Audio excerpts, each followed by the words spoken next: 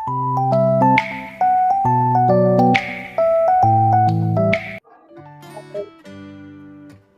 yang di rumah, ada ya, banyak kalian. Oke. Sebentar ya.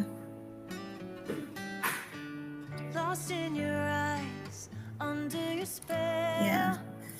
Yang online saya rekam juga supaya kita punya dokumentasi ya. Kemudian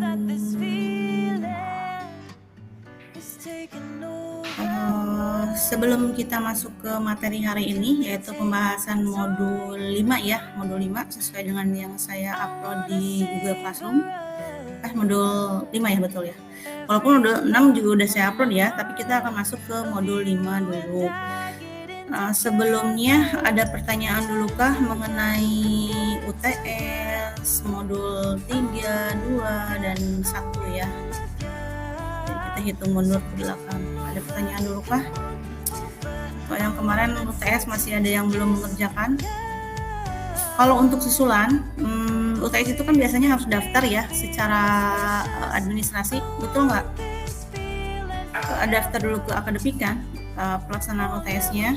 Nah, kalau misalkan ada yang susulan, itu pun berarti sesuai dengan sistemnya dari akademik ya. Jadi kalau nanti ada yang susulan, misalkan kemarin tidak ikutan nih dengan alasan memang belum terdaftar gitu di akademik atau apapun lah ya. Nah, itu berarti nanti sistemnya seperti apa, nanti akademik yang akan menjadwalkan ulang ya untuk UTS susulan. Jadi bukan saya yang melaksanakan, jadi itu langsung dari akademik. Mungkin untuk penilaian akan ke saya lagi. Jadi makanya setiap nanti kalau ada yang ikut susulan itu, saya harap ketika sudah selesai mengerjakan soal UTS susulan atau nanti UAS susulan gitu ya, itu konfirmasi ke saya. Jadi supaya segera dinilai. Karena kadang-kadang ada yang sampai terpending berminggu-minggu, bahkan sampai berbulan-bulan ya. Jadi ketika mau sidang atau ketika mau wisuda baru minta nilai gitu ya. Padahal katanya udah lama banget mengerjakan, tapi tidak konfirmasi ke saya. Karena kan sistem akademik atau sistem siakat itu tidak memberikan notifikasi ya. Kalau misalkan kalian terdaftar sebagai mahasiswa yang mengambil mata kuliah yang saya ampu, kemudian kalian mengikuti ujian susulan, nah itu dan sudah mengerjakan, itu tidak ada notifikasi ke saya bahwa misalkan Bintang atau Dian udah selesai tapi saya tidak tahu gitu ya, karena memang tidak ada sistem notifikasi ke saya langsung gitu ya. Baik dari akademiknya juga biasanya jarang nge-reminder ke saya, Bu ada susulan kemudian minta dinilai. Jadi itu harus dari mahasiswanya yang inisiatif masuk. Jadi gitu, pelaksanaan tetap oleh akademik, tapi penilaian bisa dipercepat dengan komunikasi langsung ke saya. Jadi artinya saya diingatkan untuk segera menilai gitu.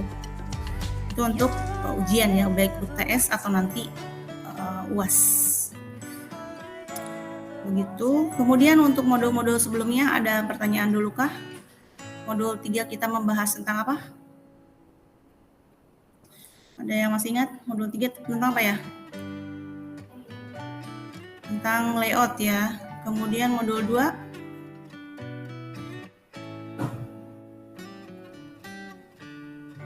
betul tentang layout. Coba. Kita lihat contekannya ya. Modul 3 tentang row, kolom, dan list ya.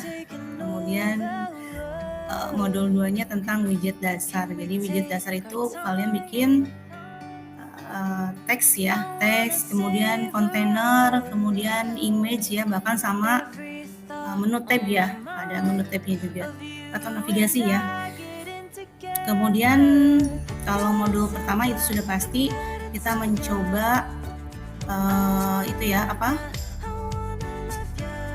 project defaultnya dari Flutter ya. Saya akan share screen ya, share screen seluruh layar ya, supaya bisa dilihat juga oleh yang online.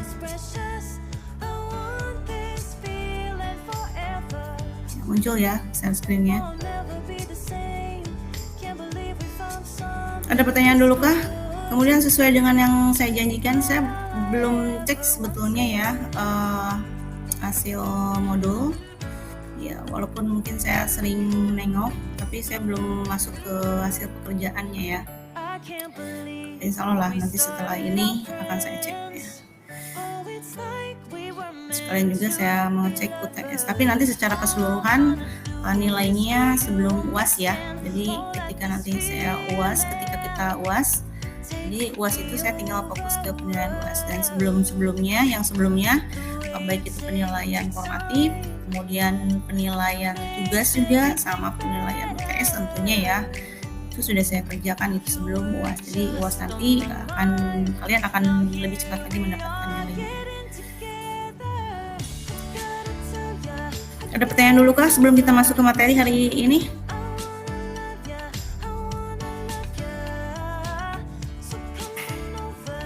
Tidak ada? Kalau yang online gimana? Ada pertanyaan dulu kah? Nggak ada ya? Oke, kalau gitu kita langsung saja ke materi hari ini. Modul 5 ya. Modul 5 secara UTS. Jadi memang kita materinya sangat singkat sekali karena kita kelas non reguler, kemudian kebanyakan juga karyawan ya yang menjadi peserta kuliahannya. Kemudian tentu saja bukan berarti tidak ada sistem penilaian. Artinya memang kalau kita mendapatkan perkuliahan yang singkat, tuntutan belajar mandiri pasti akan lebih tinggi ya, apalagi yang online ya. Nah, perkuliahan online itu belajar mandiri memang sangat dituntut ya. Jangankan mahasiswa ya, waktu zaman pandemi juga kan anak-anak SD itu dituntut mandiri ya, walaupun pada akhirnya melibatkan orang tua dan sekitarnya gitu ya. Berarti mahasiswa juga dituntut untuk mandiri ya ketika kalian mendapatkan perkuliahan online, dan itu pasti di semua perguruan tinggi atau sistem atau apa ya, tempat-tempat pelatihan gitu ya yang berbasis online itu pasti tuntutan belajar mandirinya sangat diharapkan sekali ya. Ya minimal kalian tertib mengerjakan modul tugasnya dikerjakan supaya yang memberi nilai juga tidak kebingungan. Kita masuk ke materi hari ini yaitu tentang manajemen state ya. Manajemen state ini kalau kita lihat di flutter.dev, sambil diteruskan ya absennya yang belum. Nah ini ya kita lihat di dokumentasi flutter.dev. Karena memang kenapa kita harus selalu melihat di sini ya, karena memang basic materinya dari sini ya, walaupun banyak banget pengembangan dari sini ya. Kita bisa mengembangkan banyak hal lah dari sini. Nah ini kita lihat terutama mengenai layout ya, manajemen state ini. Tapi manajemen state ini masuknya ke saya lupa lagi nih, ke backend ya, data and backend ya. Jadi manajemen state ini terutama untuk yang mengampu mata kuliah mobile programming framework gitu ya, bukan karena ada dua ya mata kuliah yang ada di semester keempat kalau untuk yang reguler. Kalau non reguler kan tergantung mahasiswanya ya. Nah, itu ada dua, yang pertama adalah mobile programming framework, kemudian yang keduanya front-end mobile programming application gitu. Jadi ada dua, yang satu memang ke back-end, jadi artinya kalian mendapatkan materi tentang database, kemudian ada API juga ya, ada pengenalan tentang API. Tapi karena kita keterbatasan waktu untuk yang di non-reg, biasanya API-nya terlewat gitu ya. Apa sih yang ada di dalam API itu? Ya biasanya ketika kita mengakses GPS misalkan peta gitu ya, kita menggunakan API. Kemudian ketika kita mengakses database online seperti Firebase atau database menggunakan MySQL, itu juga menggunakan sistem API ya. Jadi API dokumen kita gunakan untuk mengakses yang tidak bisa kita lihat secara langsung gitu ya. Misalnya Kalau layout kan kita bisa akses langsung ya. Kemudian database lokal juga kita bisa akses langsung. Tapi kalau untuk database online seperti baik itu kita menggunakan web server seperti kita menggunakan MySQL atau kita menggunakan Firebase framework dari Google gitu ya, itu tentu saja menggunakan API. Jadi artinya server tetap memuat database. Nah, kita mengambil data-data tertentu yang sudah di API. Jadi API itu kayak semacam penghubung gitu ya, penghubung dengan notasi bahasa JSON biasanya gitu ya. Biasanya dengan bahasa JSON. Jadi ada perantara antara web server dengan aplikasi mobile gitu. Jadi adalah API. Dan ketika kita mengakses peta juga salah satunya ya. Kan kalau kita mengakses peta kita perlu GPS, dan kebayang kalau misalkan kita perlu satelit sendiri gitu ya. Wah, itu biayanya berapa ya. Nah, makanya kita menggunakan API, artinya kita menggunakan aplikasi Google Map di antaranya. Nah, itu menggunakan sistem API. Jadi kita hanya mengambil beberapa bagian saja dari aplikasi peta yang ada di Google Map, nah melalui API dokumen ini. Ini sekalian saya jelaskan saja karena di sini kebetulan tampil ya. Dan kita sebetulnya mau ke sini ya, ke manajemen statement atau state management. Ini manajemen state ini menjadi awal ketika kita akan membuat project aplikasi mobile dengan Flutter khususnya. Kenapa? Karena memang seperti kita, kalau kalian pernah untuk yang berpengalaman programming web, mungkin ini tidak asing ya. Jadi istilah website itu seperti jaring, itu web itu jaring laba-laba. Kalian bisa tahu kan jaring laba-laba itu kayak biasanya disebut web ya. Jadi web itu awal mulanya memang dari jaring laba-laba. Jadi artinya satu halaman itu, misalkan ini katakanlah ini home ya. Di My App ini adalah home, kemudian akan masuk ke halaman mana gitu ya, dan dari halaman tersebut akan masuk ke halaman, jadi kayak jaring laba-laba gitu, spider web gitu, website gitu ya. Dan itu jaringan murni di dalam sebuah website gitu ya. Dan manajemen state ini kembali ke sini. Nah, manajemen state ini karena Flutter itu basicnya dari JavaScript, kemudian juga dia terinspirasi dari website mungkin ya dari awalnya, dan menjadi framework untuk mobile. Jadi, sebetulnya sih kalau Flutter ini dulu dia muncul karena ingin menggabungkan antara mobile dengan web gitu ya. Jadi supaya cepat, jadi supaya bagaimana sih supaya kita bisa membuat aplikasi mobile ya jadi juga menjadi website gitu ya. Ya juga bisa untuk antara Android dan iOS itu bisa menjadi satu gitu. Jadi sekali ngoding kita bisa multi platform, untuk Android juga iya, untuk iOS juga iya, bahkan untuk web gitu ya. Itu maksudnya ke multi platform ya. Jadi Flutter itu basicnya dari situ idenya ya. Kan kalau kita murni memprogram aplikasi mobile Android ya khusus untuk Android saja gitu. Tidak bisa kita misalkan tiba-tiba saya mau untuk iOS nih, udah itu aja codingannya satu gitu, tapi tinggal dipublish di iOS gitu misalkan di store-nya iOS gitu ya, bukan store-nya Android gitu. Nggak bisa kayak gitu. Kemudian juga saya mau langsung ke web ya nggak bisa langsung gitu ya. Jadi bahasa pemrogramannya beda, platformnya juga beda gitu ya, sistem operasinya juga sudah pasti akan berbeda. Nah, itu ya, jadi itu sedikit ke belakang ya ke modul 1 itu. Nah, ke manajemen state ini kita harus punya rencana. Misalkan kita akan membuat sebuah aplikasi, ini ceritanya My App ya. Nah, aplikasi saya ini akan terdiri dari login, kemudian ada katalog ya katakanlah untuk berbelanja gitu, kemudian ada keranjang belanjanya gitu ya. Atau misalkan kalian mau ada tambahan di sini dashboard, bukan dashboard, splash screen ya, splash screen misalkan ada splash screen dulu baru login, kemudian misalkan ada menu gitu ya, baru dari menu ini masuk ke ada katalog gitu ya, ada keranjang belanja, kemudian ada profil dan lain sebagainya gitu ya. Tapi kalau yang dicontoh di sini cukup simpel, My App, ada My Login Screen, kemudian ada My Catalog sama ada My Chart gitu ya. Ini contoh sederhana saja. Nah ini contohnya My App ini seperti apa gitu untuk yang login screen-nya. Nah kalian bisa tampilkan di sini. Jadi kita kalau hanya sekedar berencana membuat aplikasi itu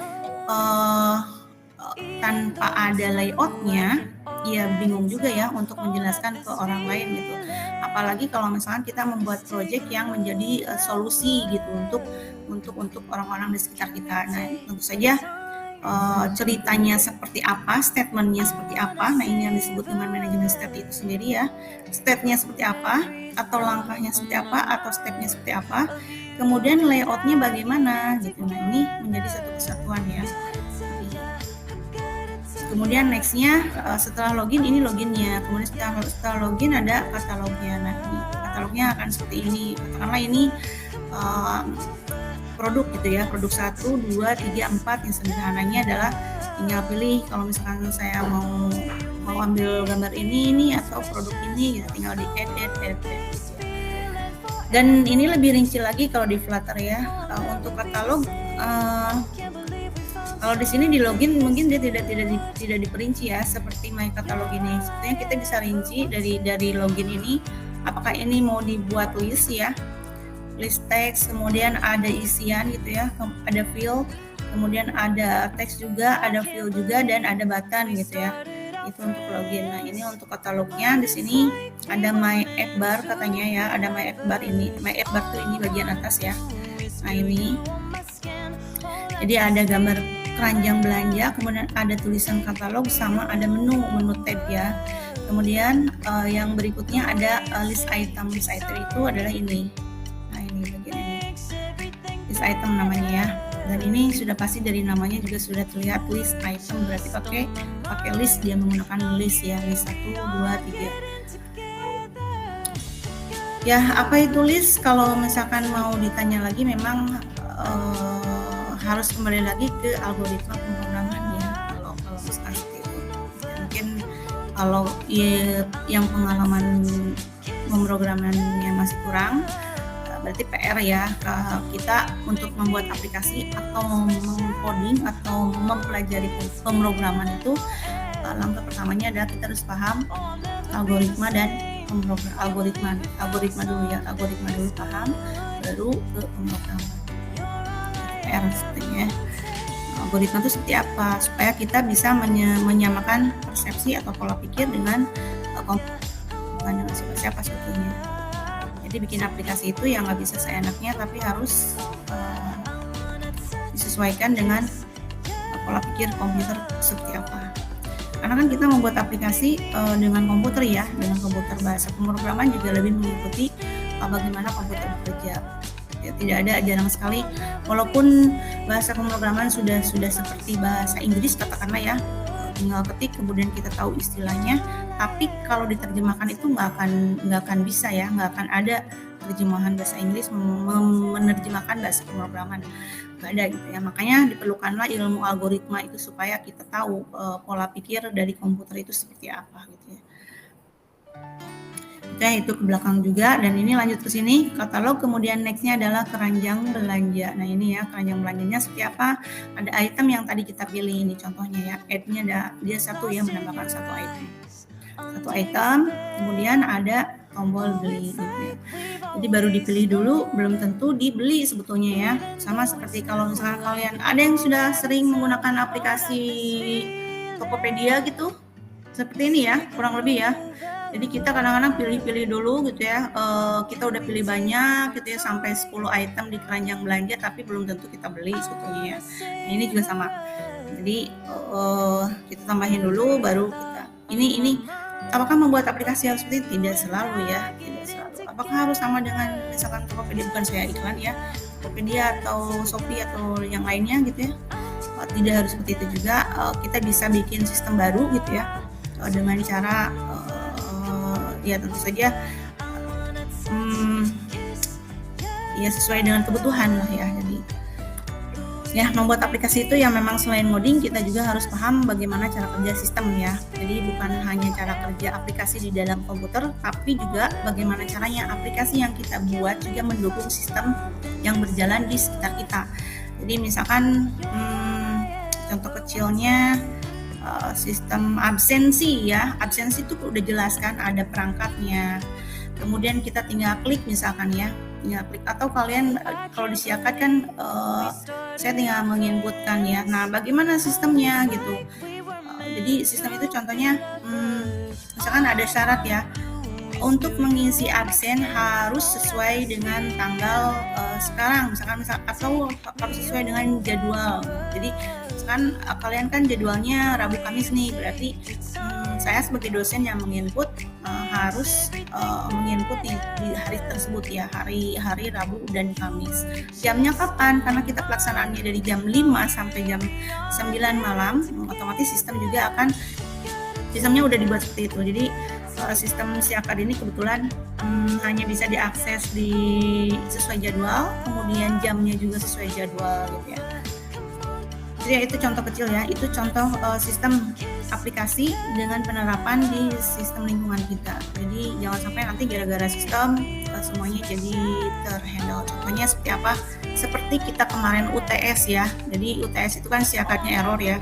Kemudian malah jadi terpending UTS-nya. Padahal sebetulnya kita dengan tidak ada Siakat pun UTS tetap bisa berjalan sebetulnya ya. Sebetulnya. Jadi harus diingat bahwa sistem itu atau aplikasi yang kita buat itu adalah sebuah tools aja gitu, alat bantu lah ya untuk mempercepat proses gitu ya. Jadi untuk mempercepat perhitungan, untuk mengingat apa yang terjadi gitu. Contohnya kan kalau absen ya, kalau manusia mungkin saya nggak akan ingat pertemuan pertama kita, kalian siapa yang hadir dan tidak hadir. Nah, dengan sistem saya bisa tahu siapa yang di pertemuan pertama itu hadir, kemudian yang sakit siapa, yang izin siapa gitu ya, dan yang apa siapa gitu dan lain sebagainya. Jadi itu ya untuk mengingat apa yang terjadi. Yang kedua, untuk menyimpan data. Untuk menyimpan data itu misalkan ya tadi jumlah yang hadir berapa orang, jumlah yang tidak hadir berapa orang. Nah, itu kan termasuk data ya. Kemudian nama-nama mahasiswa juga kan. Mungkin kalau saya tidak menggunakan sistem, saya harus menghafal kalian nama-namanya ya. Tapi karena ada sistem, berarti saya tinggal cek nih nama-nama kalian ada siapa aja namanya gitu ya. Kemudian ada di nomor urut berapa gitu. Nah, kalau berurusan dengan nomor urut, kenapa saya ada di urutan pertama dan selanjutnya gitu ya, itu kembali ke sistem database yang digunakan ya. Itu kembali ke perancangan sistem yang digunakan. Memang banyak banget yang harus kita pelajari ketika membuat aplikasi. Tapi itu semua bisa kita lewati kalau kita memang bersungguh-sungguh ingin berada di jalur informatika ini ya. Jadi jangan patah semangat, saya nggak bisa nih Bu, nggak punya pengalaman ngoding, nggak pernah bikin aplikasi, kemudian agak apa sih namanya, udet gitu ya, yang misalkan gitu ya, nggak gitu ya, jangan seperti itu, jangan merasa seperti itu. Karena banyak juga kok yang dia bisa membuat aplikasi tapi kudet juga, misalkan yang kurang gaul gitu ya, kurang update. Jadi definisi kudet juga harus ada tempatnya. Kemudian definisi saya serba bisa juga itu ada tempatnya, semua ada tempatnya ya. Karena kita semua punya kemampuan masing-masing ya, jadi tetap semangat saja, intinya sih seperti itu ya. Kembali ke sini, cara kerja manajemen state ini, jadi artinya kita akan memasukkan ini ya, statement tadi ya, langkah-langkah apa saja yang ada di dalam aplikasi kita, tampilannya seperti apa, kemudian penggunaan widgetnya juga seperti apa. Nah, berdasarkan tadi ya penggunaan widget seperti apa, di Flutter itu kan ada 2 widget utama ya, stateless dan stateful. Jadi ini juga kalau untuk yang bertim pemrograman atau programmer katakanlah programmer di perusahaan kita yang di kelas mungkin lagi ada nih ya. Pokoknya saya lanjut sedikit. Jadi widget yang digunakan itu ada 2, stateless dan stateful. Kalau di perusahaan tadi yang menjadi programmer, perusahaan besar khususnya ya. Jadi selain kita membuat statementnya langkahnya seperti apa, layoutnya seperti apa, bahkan kita juga harus menentukan widgetnya apa yang akan digunakan. Karena kan tadi juga di sini ada ya item list. Nah ini kalau dirunut lagi, ini menggunakan widget list. Kemudian apa kita akan menggunakan stateless atau stateful? Nah itu harus lebih rinci lagi ya.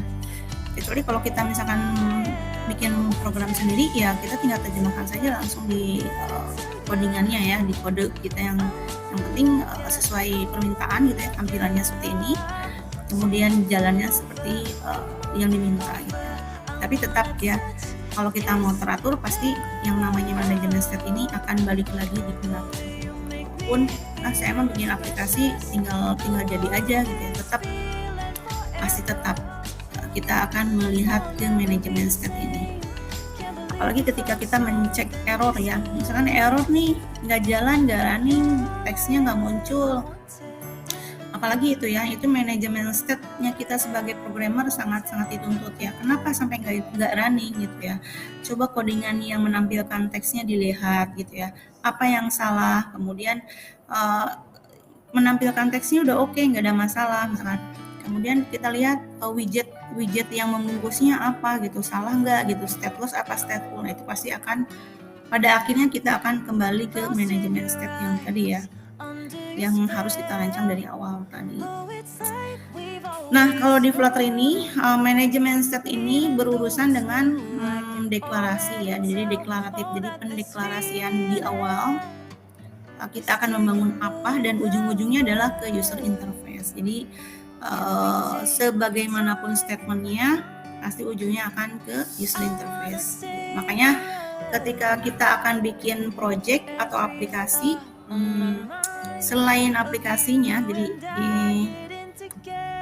coba kalau kita runut ya, ketika kita akan bikin aplikasi, apa sih yang harus kita pikirkan terlebih dahulu ya. Jadi saya mau bikin aplikasi nih, nah kita kan harus tahu kenapa harus bikin aplikasi, berarti kan ada permasalahan gitu biasanya. Jadi yang pertama, saya mau bikin aplikasi, cari dulu masalah di sekitar kita. Apa masalahnya? Misalkan perlu antrian gitu ya, perlu alat bantu untuk menyimpan data, perlu alat bantu untuk menghitung misalkan ya. Nah itu adalah permasalahan. Jadi kita ketemu masalahnya. Nah sudah ketemu masalahnya, apa yang mau kita tawarkan? Solusinya ya, solusi melalui aplikasi tadi. Saya mau bikin aplikasi untuk tadi permasalahan tadi, misalkan untuk menilai misalkan ya. Jadi saya akan bikin aplikasi untuk penilaian, jadi menyimpan nilai, kemudian nanti bisa dilihat hasil nilainya dan bahkan bisa dihitung ya. Kemudian setelah permasalahan ketemu, kemudian solusi juga sudah saya pikirkan, nanti aplikasinya akan seperti apa. Nah itu baru mimpi ya, sebenarnya baru angan-angan di pikiran kita. Layoutnya akan seperti apa gitu. Itu pada akhirnya ya, di manajemen state seperti apa, jadi layoutnya seperti apa yang mau kita tampilkan, apakah harus ada login dulu atau mau langsung apa yang ditampilkan. Silakan. Begitu. Siapa tadi yang masuk nih? Lanjutkan. Tadi sampai ke layout ya. Jadi user interface pada akhirnya akan menjadi tujuan kita. Jadi aplikasi yang akan kita bangun, layoutnya seperti apa. Nah setelah layout tentunya lebih masuk ke sistemnya ya, sistem rinciannya tadi.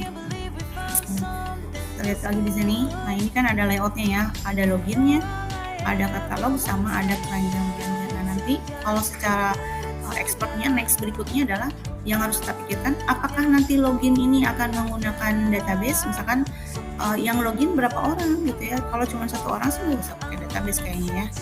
Misalkan yang login yang menggunakan aplikasi misalkan 10 orang, tapi kayaknya nggak usah deh pakai database gitu ya, karena 10 orang ini sudah didata gitu ya, dan sudah jelas siapa yang akan pakai. Atau yang login sampai 1000 orang, artinya berarti saya harus pakai database dan yang bisa menampung banyak data sampai 1000 orang atau lebih. Nah ini juga sama katalog, data yang ditampilkan kalau hanya satu sih nggak usah pakai database ya, atau sampai 5 nggak usah pakai database lah, pakai list item juga cukup ya. Nah kalau ada datanya sampai 50 lebih atau bahkan sampai ratusan, sampai ribuan, berarti kita perlu database. Nah itu lebih rincinya lagi ya. Nah ini juga sama untuk chart ini, untuk keranjang belanja. Apakah keranjang belanjanya hanya menampilkan seperti ini? Apakah dia bisa menghitung otomatis? Apakah dia akan menyimpan ke database juga? Atau nanti ketika misalkan ini buy gitu ya, kita akan ada pembayaran nggak gitu secara online? kemudian apakah akan ada pemesanan Gojek misalkan ya, pengirimannya otomatis atau tidak melalui sistem kita ini. Nah itu tentu perlu dipikirkan kembali ya. Nextnya seperti apa. Makanya membuat aplikasi itu ada versi 1, 2, dan 3 dan seterusnya. Bahkan versi yang pertama itu namanya apa? Aplikasi yang belum jadi itu ya. Apa biasanya namanya? Ada yang tahu? Ada yang tahu? Yang di kampus? Aplikasi yang belum jadi itu biasanya namanya apa? Tapi udah ada rencana, maksudnya udah ada tampilannya, rencananya seperti apa, itu namanya apa? Sampel, contoh ya, sampel. Ada yang lain? Namanya apa? Pro? Apa coba? Yang online coba, halo masih ada nggak? Jangan-jangan pada tidur nih. Coba aplikasi yang belum jadi, ya simpelnya itu ya, aplikasi yang belum jadi tapi sudah ada misalkan udah diseminarkan atau dipublish gitu ya, atau ini nih saya mau bikin aplikasi ini udah ada betanya bahkan ya, itu namanya apa istilahnya? Project Bu. Kalau project bisa proyek. Nah itu yang menjawab siapa tuh? Prototype katanya ya. Ya itu ya prototype-nya. Jadi aplikasi yang belum jadi itu bisa kita katakan sebagai prototype gitu, atau rancangan. Atau misalkan kalau misalkan kita lihat ya orang-orang yang bikin mobil tuh prototype-nya seperti ini, misalkan dia bikin sampelnya atau prototype-nya di dalam sebuah kardus misalkan ya, atau mungkin bahan yang lain gitu ya. Nah kalau yang lebih profesional sih kayaknya nggak akan pakai kardus ya, pakai material lain lah ya, miniaturnya gitu. Nah itu namanya prototype-nya. Jadi versi prototipenya dulu, baru nanti masuk ke versi, mungkin ada versi beta, alpha gitu ya, atau versi 1.0 gitu, atau dan seterusnya. Nah, memang aplikasi itu ketika kita punya ide menjadi prototype, kemudian launching menjadi betulan aplikasi versi 1 katakanlah, nanti kedepannya akan terus ada revisi seiring dengan perkembangan zaman ya, kemudian kebutuhan user terutama. User itu bukan hanya user penggunanya saja, tapi misalkan user yang menampilkan data, kayak tadi misalkan katalog ya. Katalog ini kan akan digunakan oleh pembeli misalkan ya. Pembeli. Nah ini yang inputnya siapa? Admin kan. Nah admin juga itu sebagai pengguna aplikasi kita gitu sebetulnya ya. Jadi pengguna ini bisa pengguna yang membeli, bisa pengguna yang membuka toko gitu ya. Jadi banyak banget ya. Jadi step by stepnya memang sangat rinci, rumit, dan pemrograman itu sebenarnya melatih kita lebih teliti, kita lebih lebih banyak lah ya, positifnya banyak. Jadi jangan dilihat rumit nih, pusing pemrograman gitu ya, udah bahasanya pusing gitu ya, nggak bisa ditranslate, udah lagi kalau di Flutter titik koma ketinggalan jadi error gitu ya, kurung buka juga kurang satu error ya. Itu banyak positifnya ya, selain melatih kedisiplinan supaya kita lebih cermat gitu. Kemudian biasanya kalau kita ngoding kemudian berhasil codingan kita, itu pasti bikin senang, apalagi codingannya dibayar misalkan ya dengan harga yang ya sepadan lah ya, pasti bikin senang lagi ya gitu ya. Jadi saya rasa semua bukan hanya di pemrograman saja, semua ilmu juga pasti ada hikmahnya, ada positifnya. Bentar saya mau lihat. Oh ya. Begitu, ada yang mau tanyakan dulu sampai sini? Sampai ke prinsipnya manajemen step itu adalah menampilkan bagaimana sih layout aplikasi yang akan kita buat nanti. Silakan, Hanapi. Silakan, Hanapi mau tanya. Ya Bu, mau izin Bu? Ya, silakan. Ya Bu, setelah saya membaca modul Ibu yang ke-6 tadi Bu ya. Ya, okay. Ya modul yang ke-6 yang Ibu kirim di apa tadi? Di modul ke-6. Iya yang di kelas tadi Bu. Iya itu. Yang barusan saya sampaikan modul ke-5. Modul ke-5 Bu ya. Enggak langsung aja Bu, yang pengen saya tanyakan itu Bu, setelah saya membaca yang modul 6 itu kan ada tadi kan pembuatan database SQLite Bu ya. Oke, modul Iya. 6 itu. Ya intinya pertanyaan gini Bu, setelah saya cari searching itu Skillet kan ada dua itu, penggunaan Skillet di Flutter sama penggunaan Skillet di Android di Android saja bukan gitu Bu. Emangnya itu apa bedanya Bu kan itu Bu? Beda, widgetnya juga beda. Kalau di SQLite dengan Android itu namanya SQLite. Nah, kalau di Flutter ini ada F-nya, SQLF ya. Jadi ada F-nya, ada Flutter-nya. Beda itu ya, dari penamaan sudah beda, tapi pada prinsipnya sama sebetulnya ya. Sebetulnya sama-sama menyimpan data di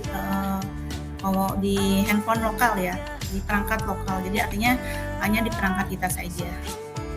Gitu. Dan database-nya juga berbentuk library, artinya tidak seperti database MySQL gitu ya, tapi dia seperti sebuah teks sebetulnya, tapi sudah mirip database gitu. Jadi lebih mudah, lebih simpel karena memang penyimpanannya juga di perangkat ya. Ini sebetulnya untuk modul nanti ya, modul 6. Jadi penyimpanan data SQLite itu sama di Flutter ataupun di Android sama-sama menyimpan data di device lokal. Perbedaannya adalah nama dari widgetnya sama-sama berbeda. Jadi dari untuk Android itu hanya SQLite, kalau di Flutter ada F-nya, SQLite F gitu ya, SQLite. Saya harus lihat ini modul SQLite. Itu nanti sebetulnya ya, besok lebih jelasnya ya. Oh ini nih, SQLite. F-nya ada di sini, SQLite. Kalau yang Android native itu F-nya dihilangkan, SQLite. Tapi sama-sama kita menggunakan, kalian bisa lihat di sini SQLite.trg ya, SQLite.trg. Nah, ini SQLite. Jadi sama-sama menggunakan ini semuanya, cuman library-nya aja yang berbeda. Dan sama-sama open source. Jadi source code-nya tuh public domain. Jadi kalian kalau misalkan sudah paham pemrograman lebih lanjut bisa ikut terlibat lah ke sini. Ya. Begitu Hanapi, itu untuk besok ya, sebetulnya. Boleh ada satu pertanyaan lagi Bu, mungkin yang saya keluhkan ini sama dengan teman-teman yang lain Bu ya. Iya, gini Bu, pada dasarnya Bu kan kalau yang program ini kan kita kan tahu dasarnya dulu ya Bu ya. Iya betul. Jadi setelah saya pelajari keluar teman-teman ini sepertinya Bu, contoh kayak gini Bu, dari satu materi ke materi yang lainnya itu kan kadang kan kita searching di Google dapat, searching di Google lagi dapat kan itu Bu. Nah, cuman kadang permasalahan dari diri saya sendiri Bu, cara menggabungkannya gitu Bu. Contoh di situ kan ada layout, habis itu nanti kalau misalnya di layout itu kita mau memberi embel-embel yang lain, contoh kalau kayak semacam dikasih tabel atau apa gitu Bu kan. Jadi intinya pertanyaan saya kayak gini Bu, terjadi errornya di sana Bu setelah project ini digabung Bu ya, itu sering errornya di situ Bu. Jadi gimana badan sebenarnya Bu, susunan sebenarnya dari Flutter ini Bu, susunan dasarnya Bu gitu. Contoh yang dari kepala ini, yang badan ini, yang kaki ini kan gitu. Jadi yang sering saya alami kan itu, saya contoh, saya sekarang kan ada lagi buat project bikin absensi buat kantor Bu, absensi. Tapi karena saya sering gagal di Flutter, terpaksa saya pakai AppSheet Bu. Makanya AppSheet kan tanpa coding, cuma kayak Bu. Jadi selalu gagal ketika kita mau mengcombine atau menggabungkan sebuah perintah itu Bu. Jadi susunan dasarnya gimana gitu, badannya dari Flutter atau Android ini Bu. Terima kasih Bu. Saya banyak pertanyaan. Oke, susunan daftarnya ya. Contoh Iya, kita dari kepala dulu, kepalanya ini, badannya ini, Ya, kakinya ini, kan sebetulnya gitu, sih Mbak. kalau kita mau runut banget dari awal itu kan ini mata kuliah ini bukan mata kuliah awal ya. Jadi yang pertama itu mobile programming, baru masuk ke frameworknya gitu. Jadi sebetulnya kalian udah lompat nih dari yang seharusnya ya. Kalau kita mau awal ya kita harus paham dulu mobile programming itu seperti apa. Cuman ya tadi ya, karena tuntutan kalian mengambil mata kuliah, jadi saya samakan dulu persepsi kita. Kenapa saya jadi kayak loncat-loncat gitu ya? Ya memang kalian mengambil mata kuliah juga kan tidak runut ya. Jadi artinya kalau mau runut ya pertama kalian harus mengambil algoritma untuk yang belum sama sekali programming ya, algoritma. Kemudian kalian harus paham bahasa pemrograman. Kemudian nextnya, nah masuk ke mobile programming. Mobile programming itu apa? Nah itu harus menjadi dasarnya ya. Kemudian masuk ke framework. Kalau sudah bisa paham bagaimana mobile programming, menggunakan framework itu adalah solusi cepat. Jadi intinya seperti ini. Saya udah bisa nih bikin mobile programming dengan Android Studio katakanlah ya, tapi di Android Studio banyak terbatas gitu ya. Banyak yang berkata dengan membuat aplikasi mobile dengan Flutter itu lebih bagus, ternyata lebih bagus ya tampilannya. Kemudian kita bisa ngoding satu kali gitu ya untuk semua platform. Jadi artinya tadi saya pernah sempat singgung, tadi saya sudah singgung ya, kita di Flutter itu bisa untuk Android, untuk iOS, dan untuk web gitu ya. Satu codingan itu bisa untuk multi platform. Nah, jadi Flutter ini sebetulnya bukan basic pemrograman mobile aplikasi ya, mobile programming ya, tapi lanjutan dari mobile programming baru ke Flutter. Nah, seperti apa inti badannya? Ini kita lihat ya, saya kan sudah sering bilang pelajari atau lihat ke flutter.dev. Memang untuk mempelajari flutter.dev juga tidak semudah kita membaca manual bahasa Indonesia ya. Karena kalau misalkan, karena gini, karena saya lihat tuh bukan hanya di flutter.dev saja ya. Ketika kita lihat di developerandroid.com sudah jelas nih websitenya developerandroid.com, artinya pengembang aplikasi gitu ya untuk Android gitu ya. Tapi tetap saja modul-modulnya di sini ya kan ada banyak contoh ya, katakanlah modul-modul yang bisa kita gunakan di Android untuk Android dengan Android Studio ya. Di sini banyak banget, tapi tidak semudah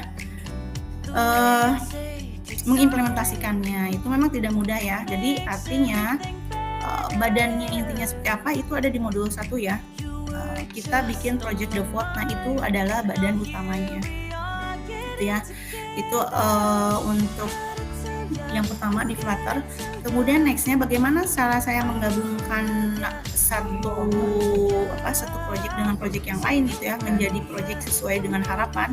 Nah, kan di sini ada, itu juga perlu latihan ya. Nah, ada kode sampel ini, ada code lab. Nah ini ada per step-nya. Kalau ini bisa dipelajari dari awal, saya rasa tidak ada masalah. Tapi kalau kita lompat dalam artian kita belum tahu nih basicnya, tapi saya sudah bingung bikin aplikasi, misalkan kayak tadi Hanapi bilang saya mau bikin aplikasi, contohnya absen misalkan ya, atau apa tadi terlupa ya, aplikasi itu ya. Tapi saya nggak punya dasar ini ya, dasar pemrograman yang per step ini.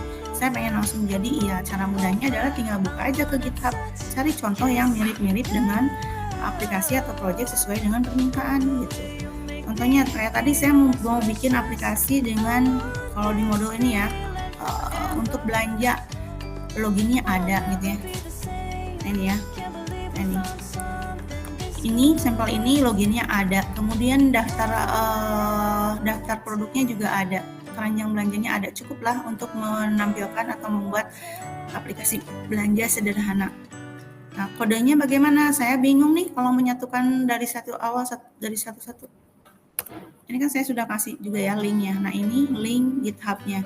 Dan meniru dari GitHub ini juga tidak semudah meniru kalian copy paste satu dokumen ke dokumen lain ya. Perlu latihan juga.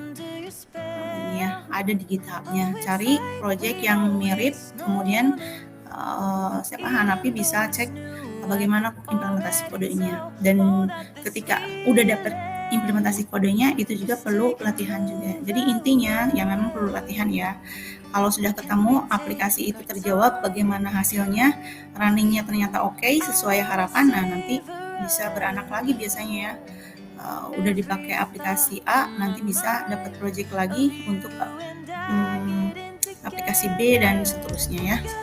Itu sih Hanapi ya, kalau pandangan saya. Ya, oke Bu, makasih banyak Bu. Benar Bu, emang ya itu inti pertanyaan saya emang seperti itu Bu. Makasih banyak Bu ya. Pencerahannya. Ya gitu ya. Jadi memang perlu latihan.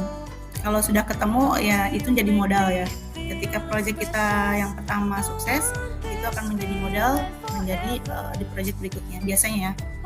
Ini nanti di proyek berikutnya tinggal menyesuaikan sesuai kebutuhan yang baru. Biasanya seperti itu ya, biasanya. Itu ada yang mau tanyakan lagi nggak dari yang lain?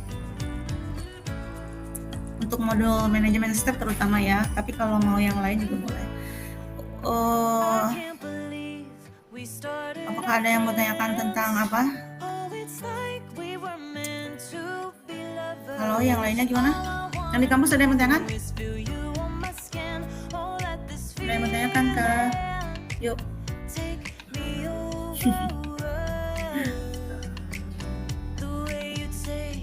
Nggak ada yang menanyakan. Kalau nggak ada, saya lanjut di sini ya. Tugas praktikumnya ini sebetulnya mengerjakan project sampel yang ada di link berikut. Nah, link ini ya sebetulnya sampel dari project dari Flutter.dev ya. Jadi bisa menjadi modal kalian untuk mengembangkan aplikasi belanja seperti itu. Nah, jadi sengaja saya bikin ini karena ini juga ada di Flutter.dev. Jadi artinya kita juga harus belajar untuk membaca dokumentasi yang ada di Flutter.dev. Kemudian kita bisa menyesuaikan diri juga. Nah ini ya, jadi modulnya udah sesuai dengan Flutter.dev ya. Jadi silakan dicoba karena memang mencoba dari GitHub walaupun ini sudah tinggal copy paste istilahnya ya, memang perlu latihan juga ya. Kalian kalau misalnya nggak paham, ini nggak akan jalan-jalan. Makanya perlunya membaca ya step by stepnya.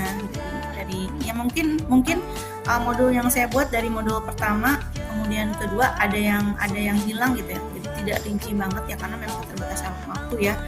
Karena saya rasa bukan hanya perkuliahan saya aja ya biasanya, karena saya juga pengalaman kuliah apalagi yang S1 benar-benar dituntut mandiri banget gitu ya. Kadang-kadang dosennya tidak menjelaskan apapun, dia hanya menyuruh saja dan kita mencari referensi sendiri. Itu benar-benar karena saya alamin gitu ya, dan sering banget kalau kalian kuliah S1 biasanya seperti itu. Jadi dosennya cuma bikin project ini bagaimana caranya, pikirin aja sendiri gitu ya. Pokoknya dia hanya tahu hasilnya seperti ini dan bisa dipresentasi. Biasanya seperti itu. Itu pengalaman saya waktu S1 ya kayak gitu. Dan kalau saya lihat di D3 ini ya, apalagi di jenjang kalian gitu ya, jenjang kita berada di D3 Politeknik yang praktikumnya lebih lama gitu ya, itu per stepnya sangat rinci banget kalau menurut saya ya. Udah saya lihat ini udah ketika kalian masuk ke pertemuan 3, 4, 5 gitu ya, kalau untuk yang kelas reguler ya biasanya kalian sudah bisa membayangkan bagaimana aplikasi yang sesuai harapan kalian ya, itu akan seperti apa gitu. Jadi ketika di pertemuan 5 gitu ya atau berikutnya udah tinggal ngetik modifikasi gitu ya, kemudian kalian udah membayangkan saya mau bikin ini bikin itu gitu ya, biasanya seperti itu ya. Jadi kan kita baru ke pertemuan berapa nih, materi kita sebetulnya pertemuan 3 ya, baru pertemuan 3 ya, betul ya. Masih baru sebetulnya ya, masih baru banget. Wajar kalau misalkan banyak banget pertanyaan, ini bagaimana ya, pusing banget gitu. Apalagi kalau misalkan kita tidak punya pengalaman programming sama sekali, sama pusingnya. Tapi jangan khawatir, namanya juga belajar pasti ada pusingnya. Sejago apapun ya profesor, ketika dikasih ilmu baru ya pasti pusing juga gitu ya. Jadi apalagi kita yang pemula, pusing itu biasa. Tinggal dijalanin saja, nanti juga nggak akan pusing.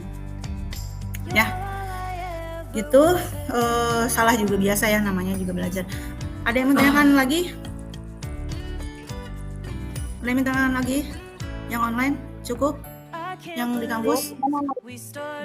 Oke, siapa? Iya ya, silakan. Dian.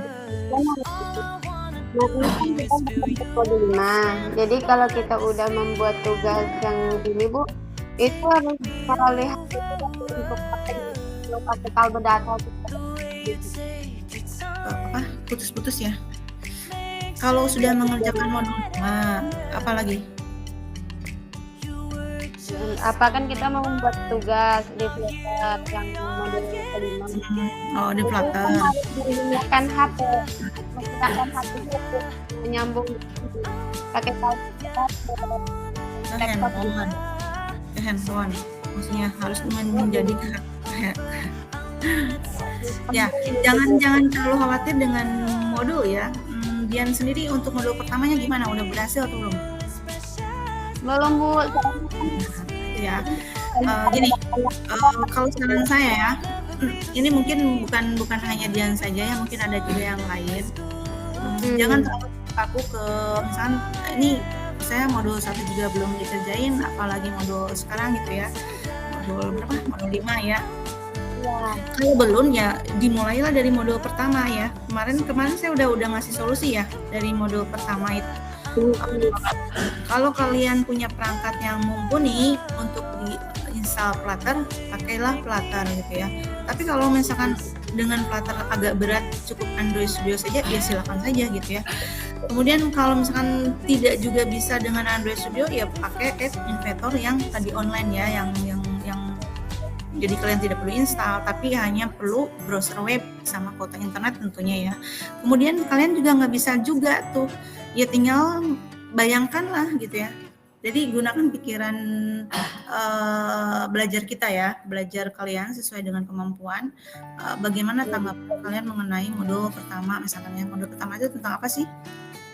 Gini caranya ya, yang saya maksud itu ya. Jadi kenapa saya seperti itu? Ya supaya kalian baca ya, maksudnya supaya bisa paham. Jangan sampai nanti ini modul udah nyampe modul 5, tapi bagaimana caranya? Ya kalau nggak dikerjakan nanti akan bertanya terus bagaimana. Makanya mulailah dari modul 1. Kalau punya Flutter silakan dikerjakan di Flutter. Kalau tidak ada silakan kerjakan di App Inventor. Kalau tidak ada juga silakan dibaca modulnya. Mobile Programming Framework dengan Flutter. Kalian baca. Kalau udah dibaca, coba dituliskan kembali gitu ya kesimpulannya. Mobile Programming itu adalah apa gitu ya. Kemudian urusannya dengan framework apa gitu ya. Kemudian Flutter itu apa. Pokoknya ketikkan apa yang kalian bisa pahami. Supaya saya tahu sejauh mana kalian bisa paham ya. Karena memang sebetulnya ketika kita akan belajar programming itu ya kita harus punya perangkat ya. Jadi tolong dipahami. Ketika kita masuk ke manajemen informatika itu sudah jelas kita akan menggunakan teknologi, apalagi kita online. Kalau kita nggak punya perangkatnya, apa yang akan terjadi? Kita nggak bisa latihan ya. Atau misalkan saya udah punya perangkatnya nih, tapi saya nggak punya waktu karena kerja terus misalkan. Nah itu berarti menjadi tantangan kalian sendiri. Masuk ke manajemen informatika mau ngapain gitu ya? Mau sekedar apa ya, makanya saya tadi sudah kasih solusi. Jika tidak sempat sama sekali baca ya, karena saya harus menilai ya, harus bisa tahu kalian bisa paham sejauh mana ya. Itu ya, jadi tetap ya jangan sampai nanti udah sampai modul 5 nih tapi tetap aja saya nggak bisa ngerjain modul 1, bingung modul 2 apalagi 3 komo gitu ya. Atau ya kalau makin kesini makin susah gitu ya misalkan ya, makanya mulailah dari modul 1 ya, coba modul 1 yang dibaca kemudian tuliskan kembali sepemahamannya Dian gitu aja ya. Yang lainnya juga sama ya, apakah harus kan ya harus ya, karena saya harus tahu ya, harus tahu. Jadi jangan sampai nanti kalau misalkan hanya mengerjakan UTS sama UAS sebetulnya itu menjadi ya ada juga sih ya mahasiswa non reguler yang mengerjakan ujian saja. Tapi ya itu nanti akan saya nilai sesuai dengan apa yang saya dapat ya. Jadi kalau saya hanya tahu kalian ketika UTS dan UAS, ya nanti saya akan nilai di situ. Tapi untuk memenuhi nilai tugas, kemudian formatifnya, nah itu nanti kita bisa lihat lah ya hasil UAS dan UTS-nya akan seperti apa. Kalau misalkan sudah terlihat bisa programming, ketahuan sih sebetulnya ya, karena pokoknya nanti itu urusan saya ya kalau untuk menilai. Yang penting adalah kerjakan dulu supaya bisa dipahami arahnya mata kuliah ini kemana. Itu sih ya. Jadi intinya dibaca saja, yang paling mudah itu dibaca, kemudian dituliskan kembali apa yang kalian pahami. Ya. Yang kemarin yang saya tawarkan itu ya solusinya, supaya kita sama-sama saya bisa tahu pada akhirnya kalian seperti apa, dan kalian juga tetap bisa belajar gitu ya, belajar memahami mata kuliah mobile programming framework ini ternyata tentang ini loh, tentang pemrograman, membuat aplikasi mobile. Nah, sepemahaman kalian lah ya, ikuti modulnya arahnya kemana, tulis sepemahaman kalian. Gitu ya, cukup memudahkan saya rasa ya. Dicoba karena kalau tidak dicoba ya nggak akan selesai begitu. Yang lainnya menjawab kalian? Oke. Ya, yang lainnya ada pertanyaan lagi?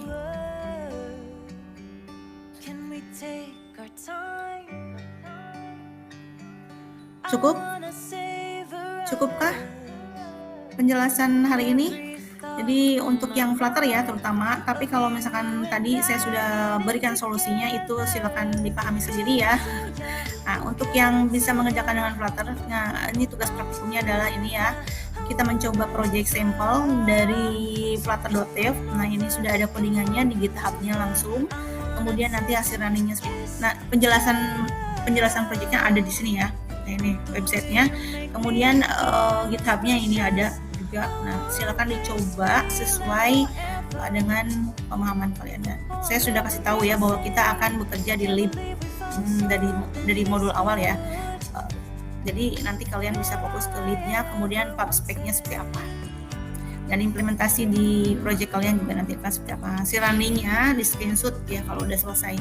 Hasil runningnya di screenshot dalam format PDF, kemudian APK release-nya dimasukkan ke Google Classroom. Gitu sih ya. Ini mencoba untuk ini ya, mencoba untuk memahami tutorial sebetulnya ya. Jadi karena kan di flutter.dev itu sebetulnya banyak banget tutorial dengan ke GitHub langsung ya, masuk ke GitHub langsung. Nah, kalian bisa nggak mengimplementasikan kode di GitHub ke project yang kalian buat sendiri di Android Studio gitu ya. Gitu ya. Karena kan kalau bikin model-model yang kemarin itu yang simple udah kita kerjakan. Oke. Kah? Yang lainnya nggak ada? Cukup? Yang lainnya? Cukup Bu. Oke, kalau cukup saya sudahi dulu ya untuk tetap nanyanya. Kalau ada pertanyaan boleh dijawab aja langsung ya. Karena kita udah jam berapa nih? Udah mau udah isai juga. Itu saja, saya mohon maaf kalau ada salah kata. Ya, semoga berkah buat kita semua. Materi yang saya sampaikan juga bisa dipahami, kemudian setidaknya memicu kalian rasa penasaran baru ya. Ini yang saya omongin apa gitu ya. Nah, kalian bisa jangan menyerah ya, jangan menyerah karena keterbatasan, tapi terus semangat mencari tahu, karena banyak cara ya, pasti banyak banget caranya. Gitu saja. Wabillahi taufiq wal hidayah. Wassalamualaikum warahmatullahi wabarakatuh. Waalaikumsalam warahmatullahi wabarakatuh. Ya, untuk yang online boleh close ya. Yang di kampus lanjut.